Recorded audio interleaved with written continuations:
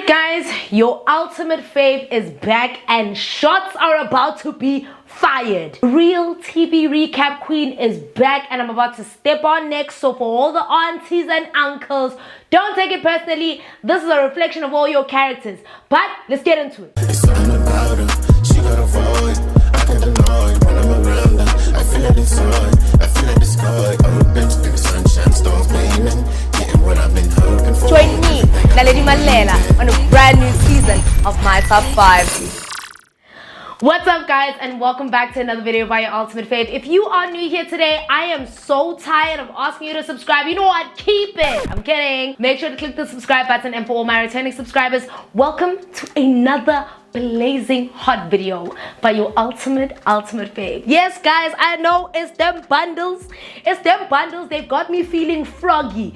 These bundles have got me feeling okay, I can tell people shit, you know. Understand?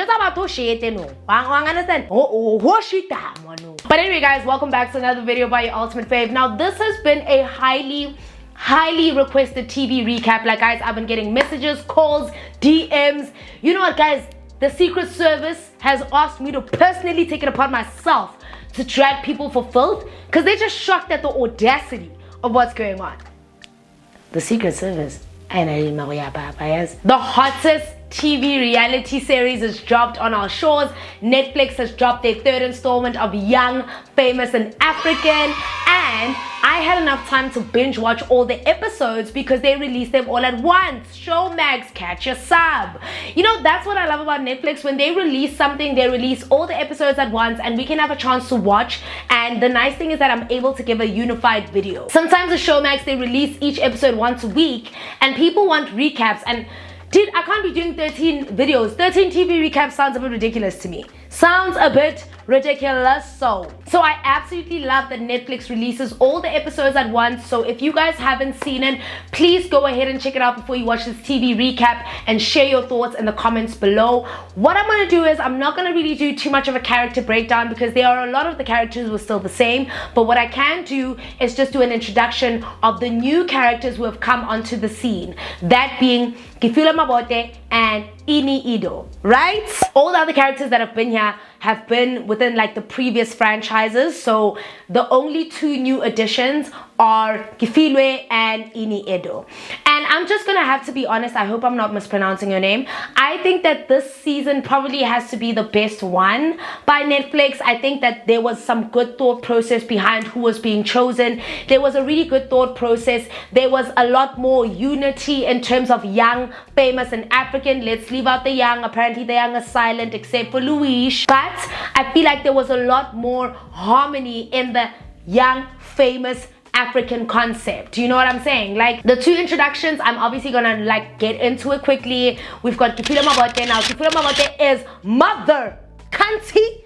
My mother. That's my mother. That's my mama. Now, if you guys don't know who Kifula Mabote is a household name. She's a digital travel and lifestyle content creator. She's an author. She has been the luxury influencer for the longest time, since Instagram was even actually a thing. Now, she is one of the, if not the, you know what, I'm actually not even gonna say one of the, she is the luxury content creator in the South African hemisphere. Like, you cannot touch her.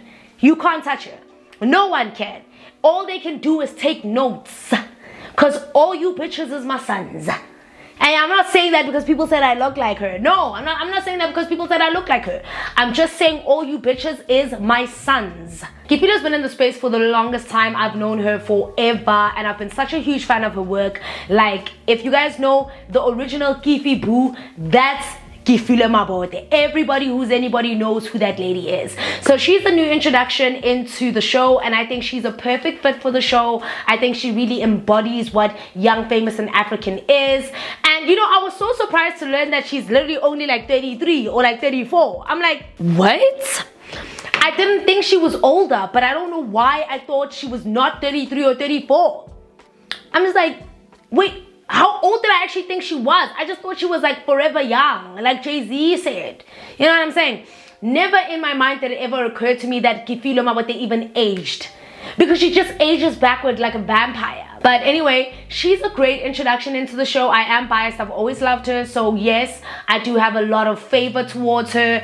I do feel like this season, but you guys will obviously be the judge of that. And then the second lady that we have is Annie-Zari. Now Annie-Zari, when I first saw her, I didn't recognize her. I was just like, why does this lady's face look so familiar? Like, I know this lady, but where do I know her from?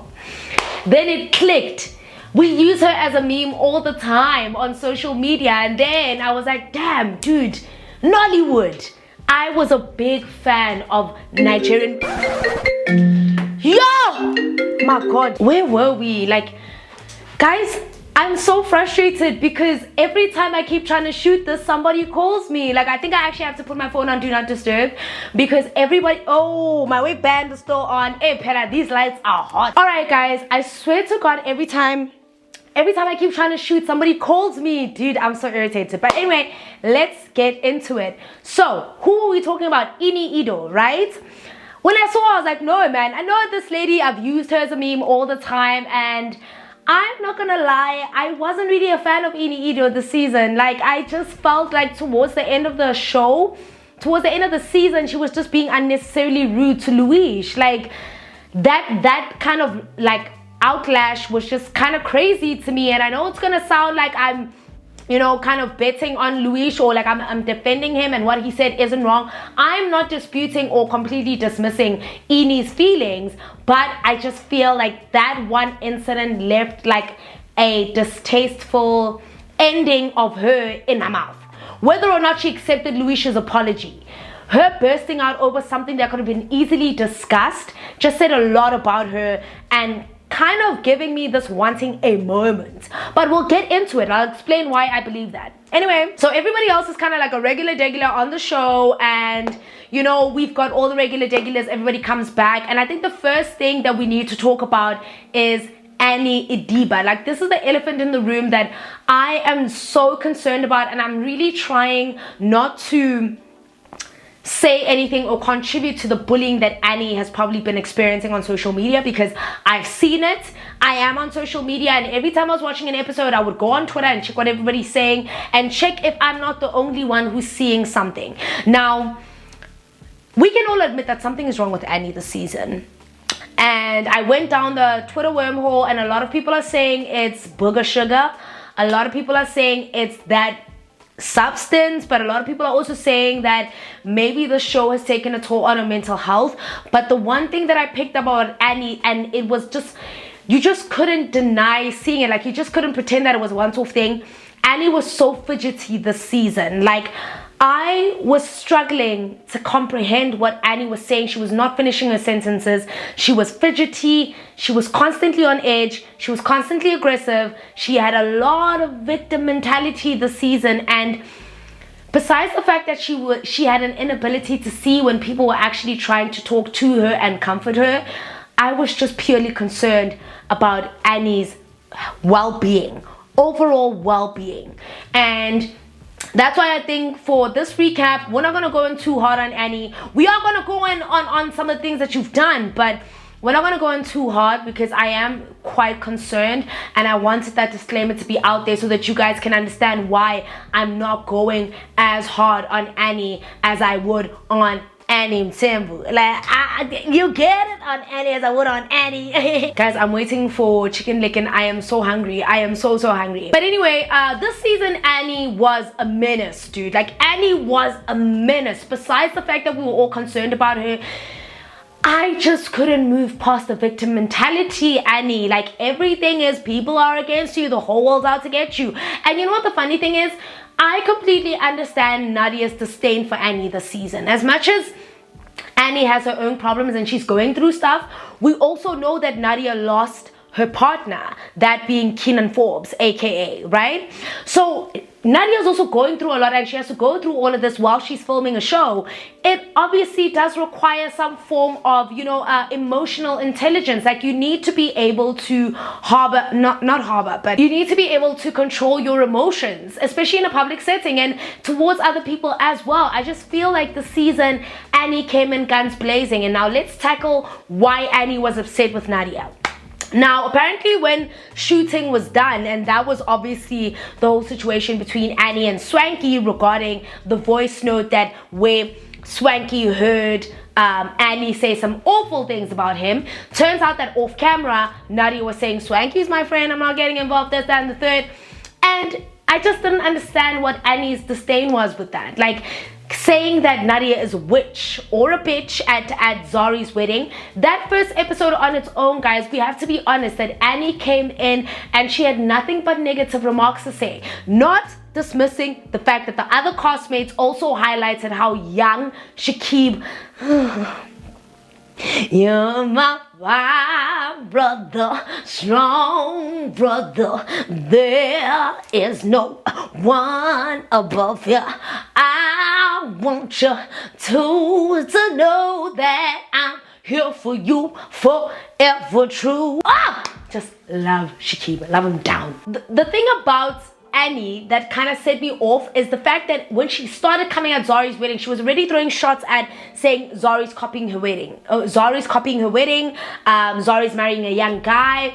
And as much as other people were sharing the same sentiments about Shakib, she was the one kind of like forefronting the conversation. She was the one that was leading the conversation by highlighting these things and being very vocal about it in front of Zari's kids. So Annie, this season, not only did you throw rocks and hide your hands, but you threw rocks and then you were going into like what felt like a disarray of emotions, of completely forgetting what you've done and completely isolating yourself. It's almost like you were having an out-of-body experience where you just didn't see what you were doing and you were just so convinced that you were people's target. And in actual fact, this is why people are so concerned about Annie's behavior, is that you were the reason that all those things were happening to you throughout the whole season. Swanky's one, I can definitely get behind you and say that to a certain degree I started doubting Swanky's innocence in this. But with Nadia, come on. So Annie, I just felt like you have so much healing to do, but you were such a menace, and your lack of accountability and your actual inability not only to not see, but also to not listen.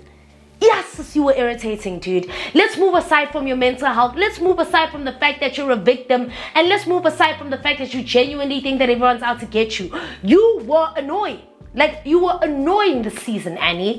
And not because of the traumas that are sitting within you.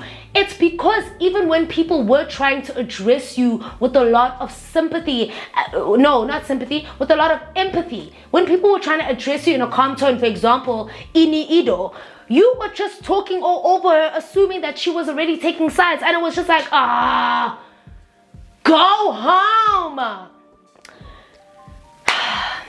I've watched Annie kind of deteriorate throughout the show, and I've watched her state of mind deteriorate. I've watched her mental health deteriorate, and people are obviously on socials have saying that she's been out allegedly. This is alleged because I don't know how true this is. I haven't read this anywhere, but people are saying that Annie's been going to rehabilitation centers. And I'm going to tell you for free, I blame Tubaba for all of this. I blame Tubaba for all of this. Everything that Annie has become is a result of that toxic man. And I am so glad that that man left the show. But also at the end of the day, I am so sad for who or what she's become as a result of loving that man. You know what I'm saying? Like, I hate you, Tubaba. I don't even know you. I don't even know any of your songs. You're probably a Grammy Award winning, but I hate you. I hate you so much because of what you've done to that woman. Because of what you've done to that woman. Because of who she's become as a result of the pain and the trauma she suffered under your regime. So Annie, I want to go off at you, but I'm so conflicted because I truly get it. I truly get it. Like, I will never understand what you've been through. You dated him at a very young age. People are saying that there was a possibility that you were groomed. I don't know the age, so I don't want to be saying anything. I'm just saying everything I've seen on social media. I think you have suffered at the hands of that man, and I cannot help but to feel more pain than to come at you sideways. So I'm gonna let you sit this one out. I'm not gonna come at you because I feel like you've suffered. However, I do feel like between you and Nadia, you were wrong. Between you and Zari, it's been a back and forth season after season. I understand that. Between you and Swanky, it's still a he says, she says. Swanky doesn't want to release the voice note, which has now turned out to be a phone call. And somehow you've been small but surely vindicated, because now Swanky, I'm questioning Swanky's credibility. He says it was a call. He said it was a voice note. He's trying very hard to dead the situation, but he's not producing the receipts. So I can actually say in some small way you've been vindicated. It's not enough as you deserve, but you have been vindicated in that instance. You know, guys, the thing about it, this season for me was just so, like, it was so good. I think it was so better than last season. Like, I think the people who have been added as additions this season to kind of, you know, whether it is to stir drama or to create a kind of relationship, has been so much better than last season. I think, don't get me wrong, loved Andile Ngube, but I feel like he didn't bring anything to the table. People were bringing spice, but it was not enough for it to make a show. So as much as I feel for Annie, she is a household staple in the Young, Famous and African. I mean, she's come in 3 seasons. Between her and Zari, this brewing feud between them that has just been on and off for a long time. Even this season, I just feel like they fought over something so trivial which could have just been resolved with a common conversation, but it just kept being dragged and dragged and dragged because nobody wanted to be accountable. And by nobody, I'm saying Annie, right? So I feel like Annie is such a great, like, she is an original OG, which is original dumbass. No, that's original gangster. You're a dumbass.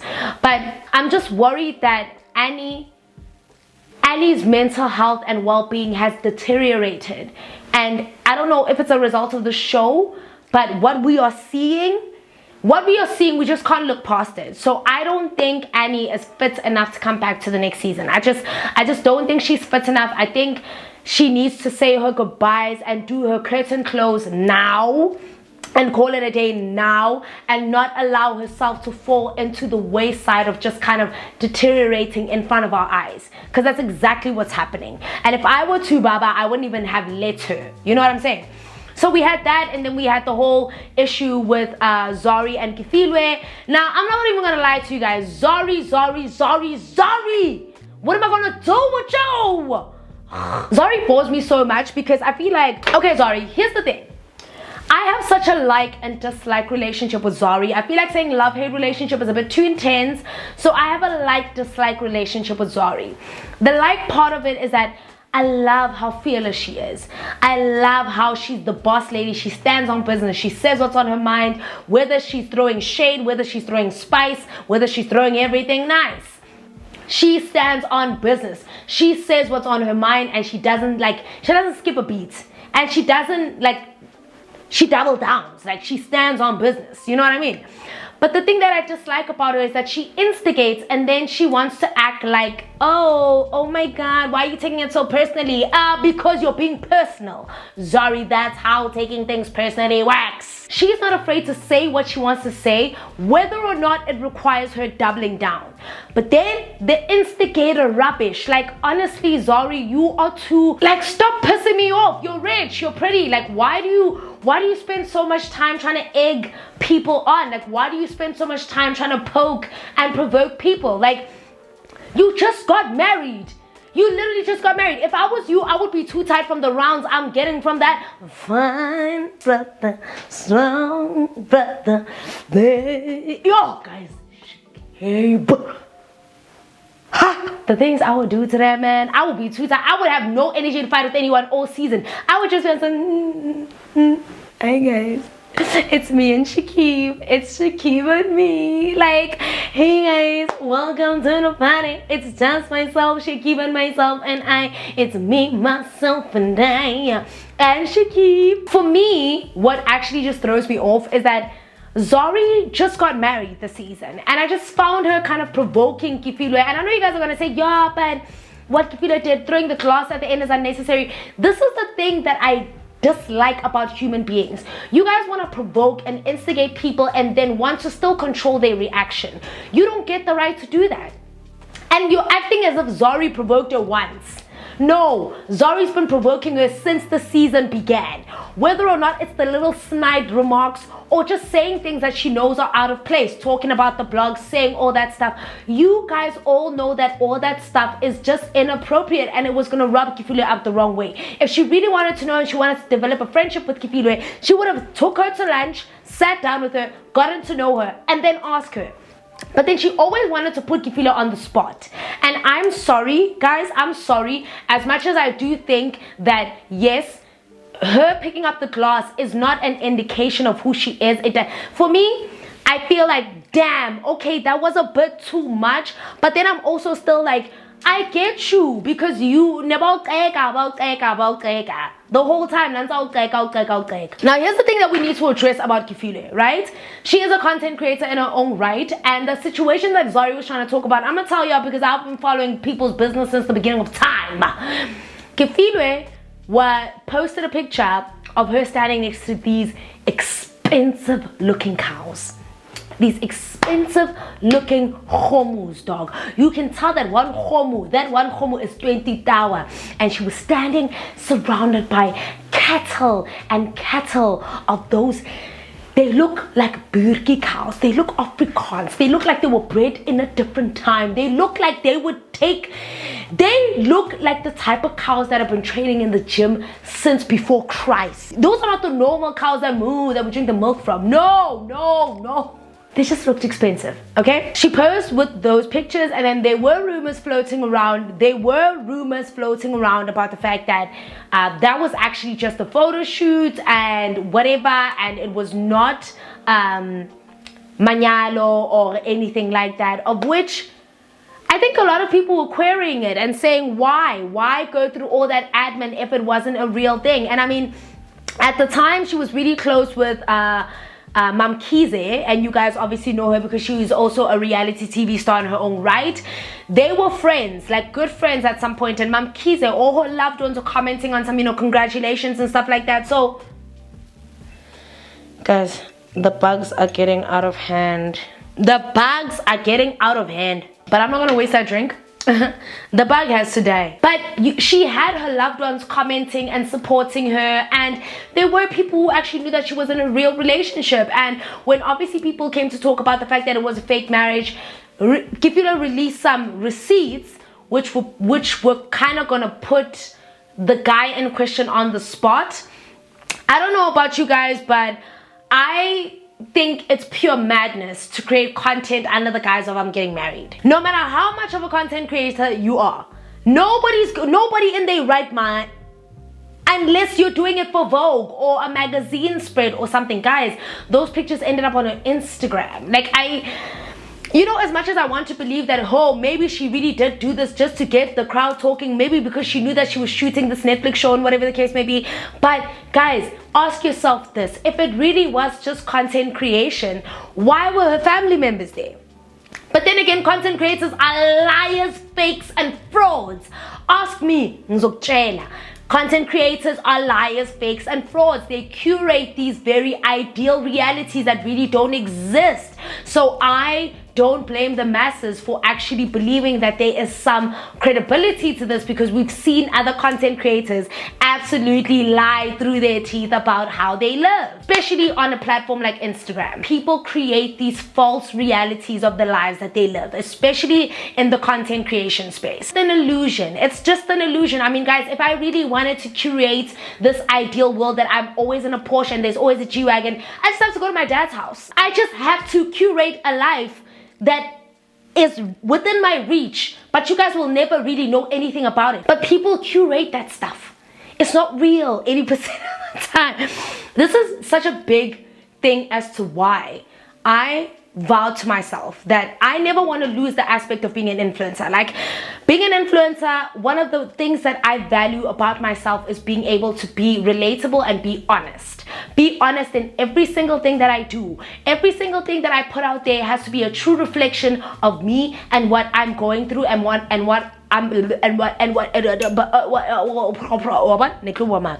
putting out there. But the point is, back to Kifilwe. I genuinely don't believe she curated that. but I can believe why people would believe she curated that, because the guy in question planted a seed of doubt. The guy made it seem, the rumors were floating, which were obviously stemming from the supposed guy, and she was like, don't do that.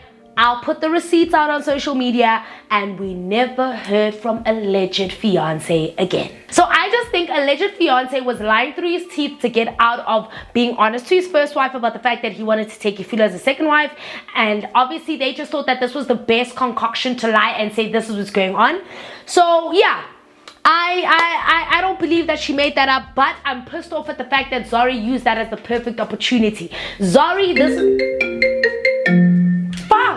I don't know where I was, but let's finish off strong. So yeah, man, I just feel like this season Zari really came for Kefilo. Zari really started a fight where there was none, and I would have loved for her to focus more on her marriage, her newlywed self with Shakib, that amazing, beautiful, black, strong, chocolatey man, oiled up on a day-to-day basis, got that Vaseline on his lips. I know you guys are saying he's always oily. I'm like, I love that. I love the chiseled, oiled down man who always just looks good and ready and moisturized.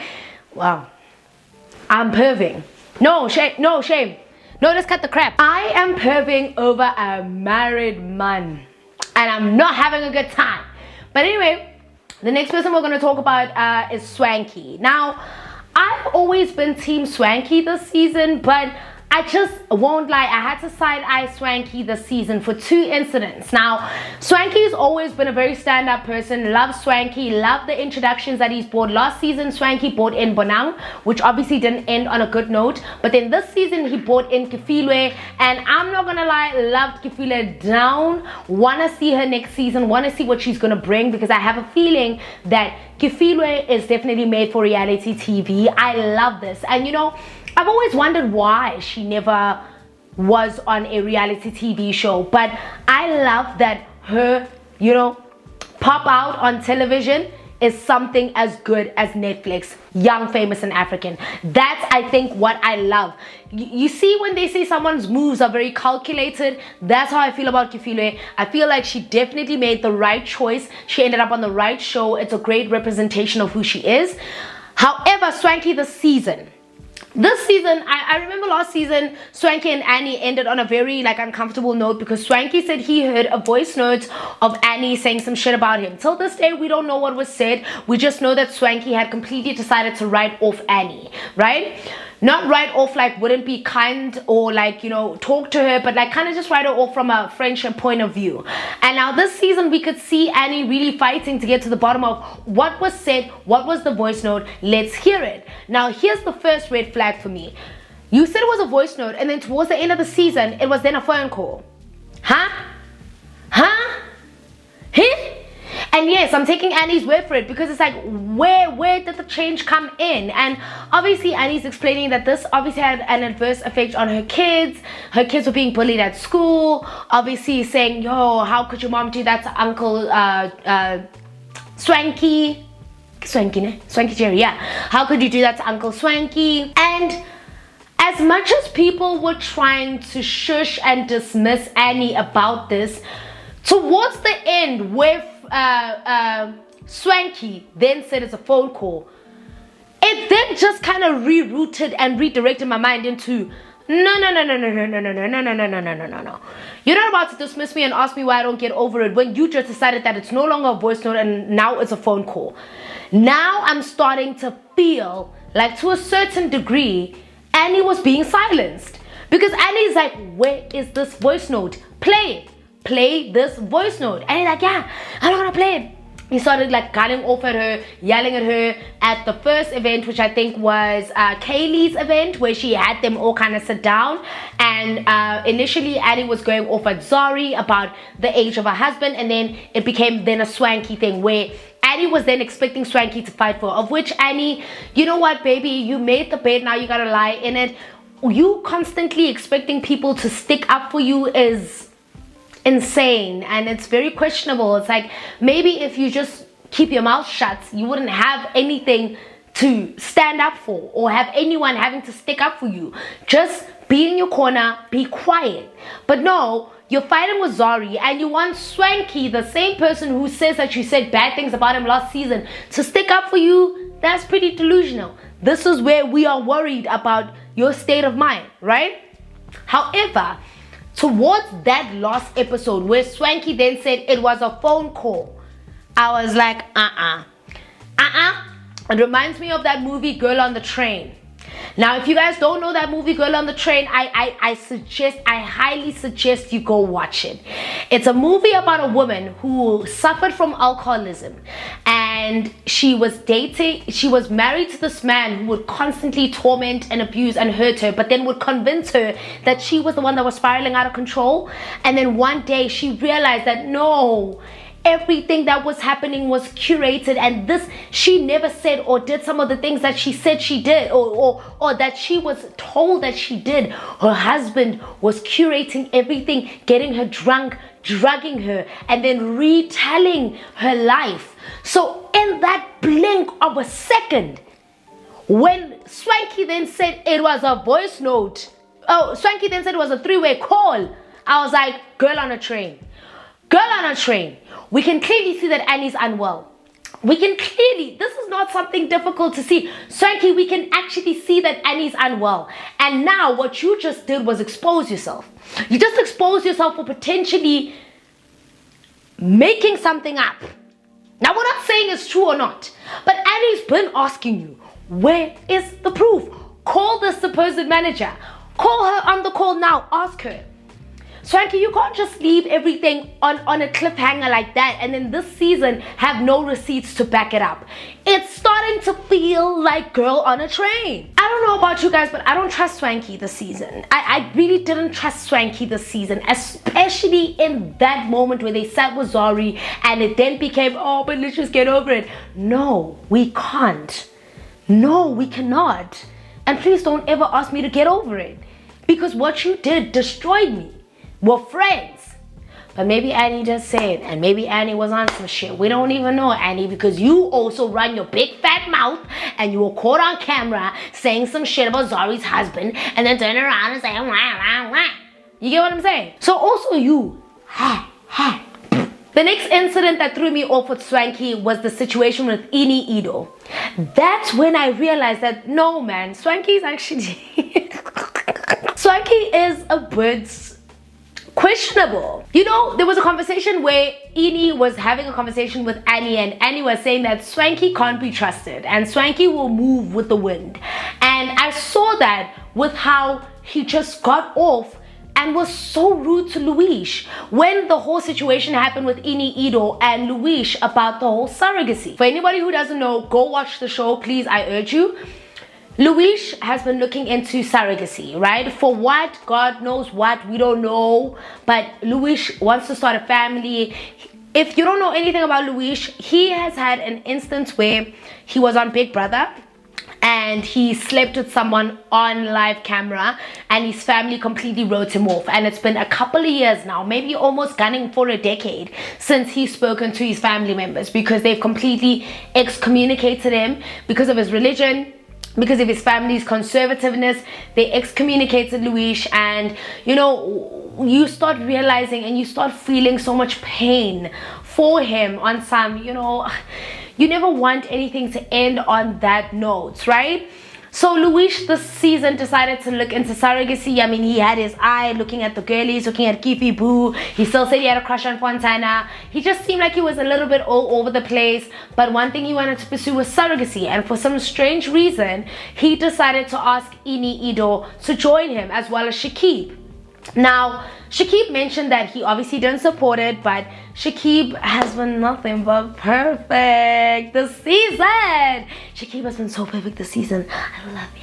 He's been so perfect. So Shakib obviously joined him on this journey. But with Annie, guys, Annie is great. Love her down. You have your stripes. You've done the time. You've done the crime. We love you down. But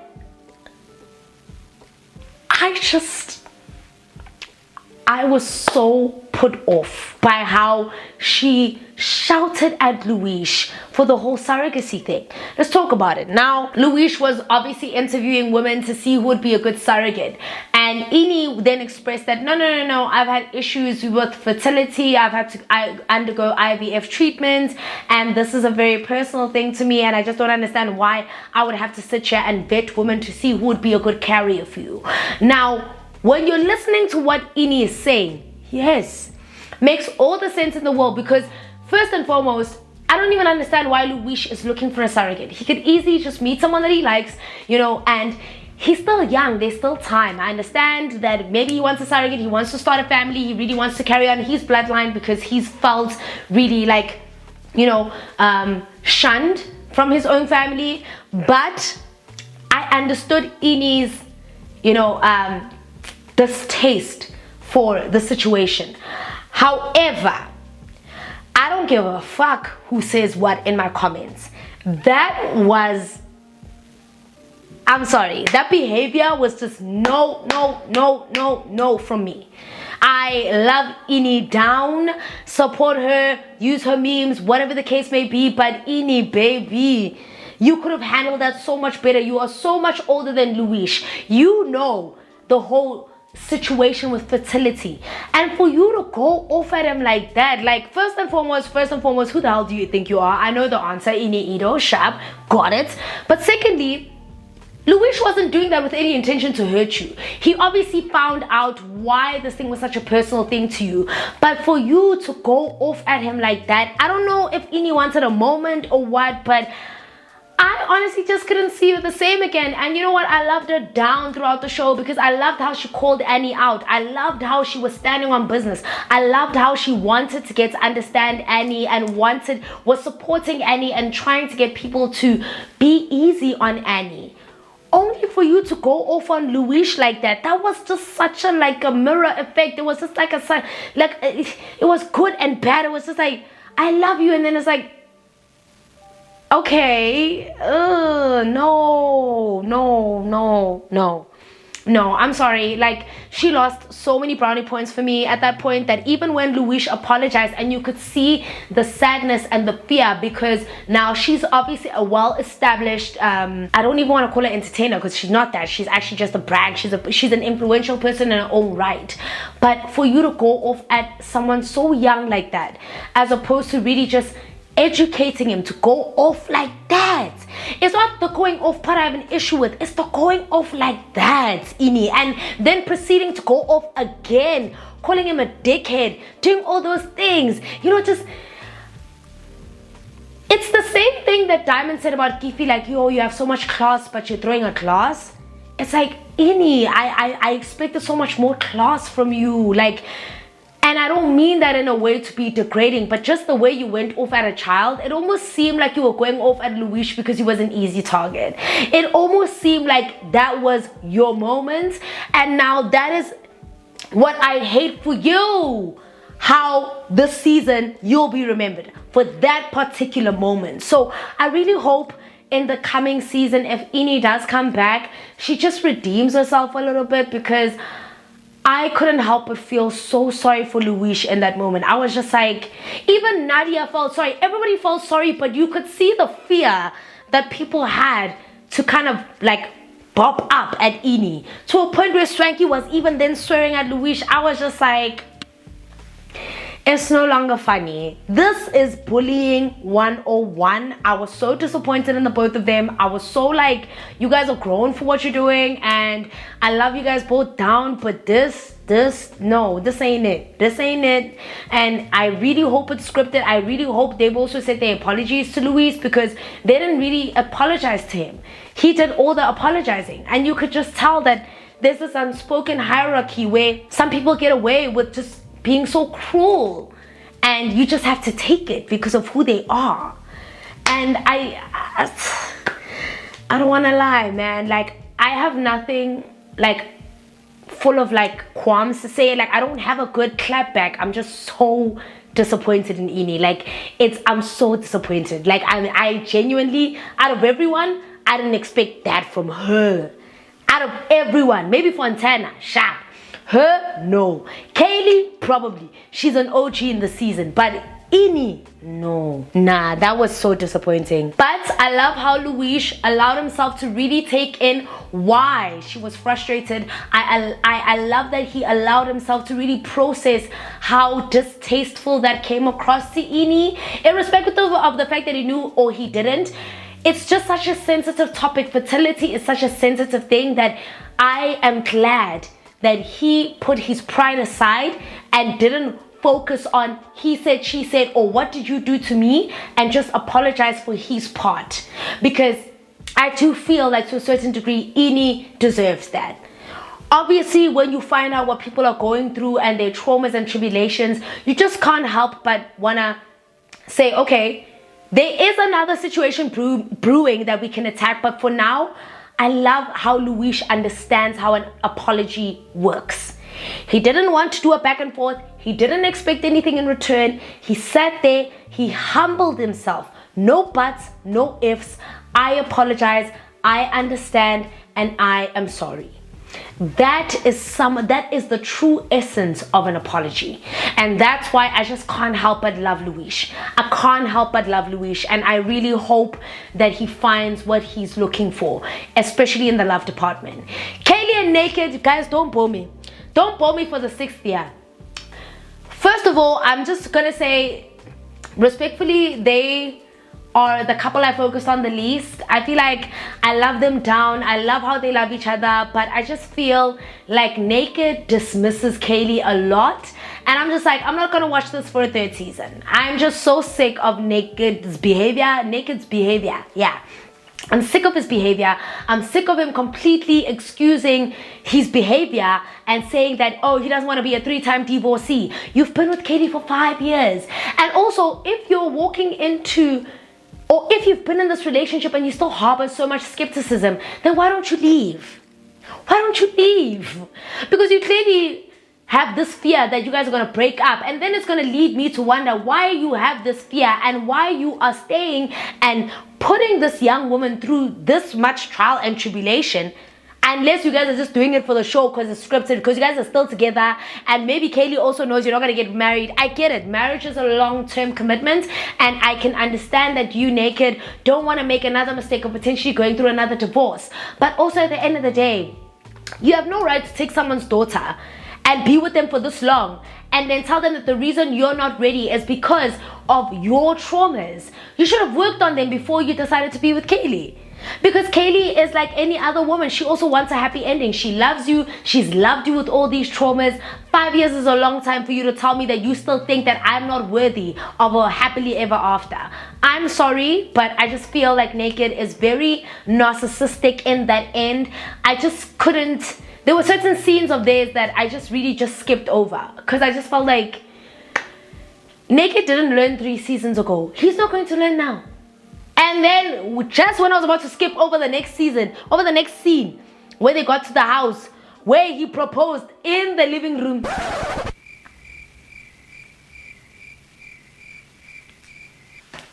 Hey.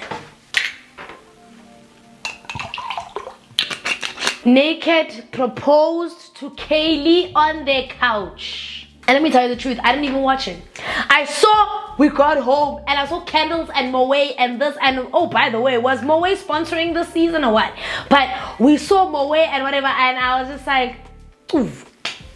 Kadima. I was like, I've had enough. I've seen enough. You're proposing to me on the couch at home.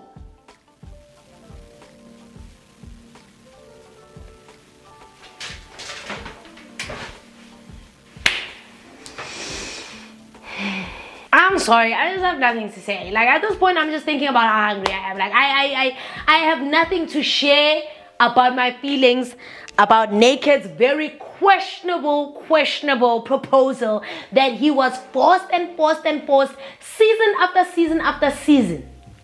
Okay? This thing.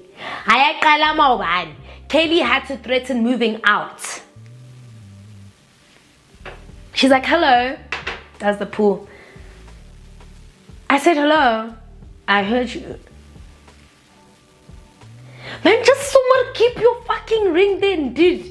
Like, hey, you're not hot enough. You're not Shakib level hot to be doing the things that you're doing. On the other hand, Kaylee is hot to be doing the things that she's doing, and she's not even doing anything.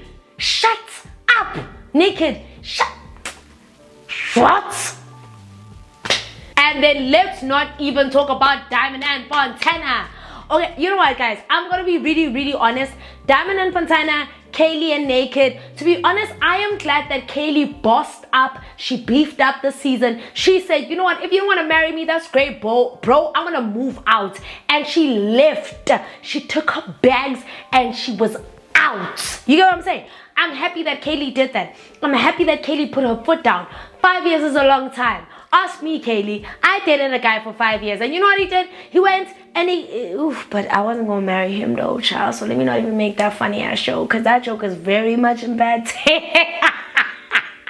It's very much in bad taste. If a man wants to do something, he's going to do it. And if you could see and you put your foot down and then it happened, it goes to show that there was nothing stopping him from doing it. He just then started like tussling and bustling because now he had this fear of losing you.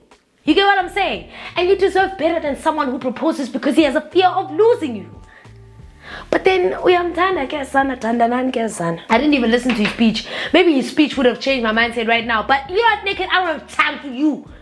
I don't have time for you. Diamond, also you. You're someone I don't have time for.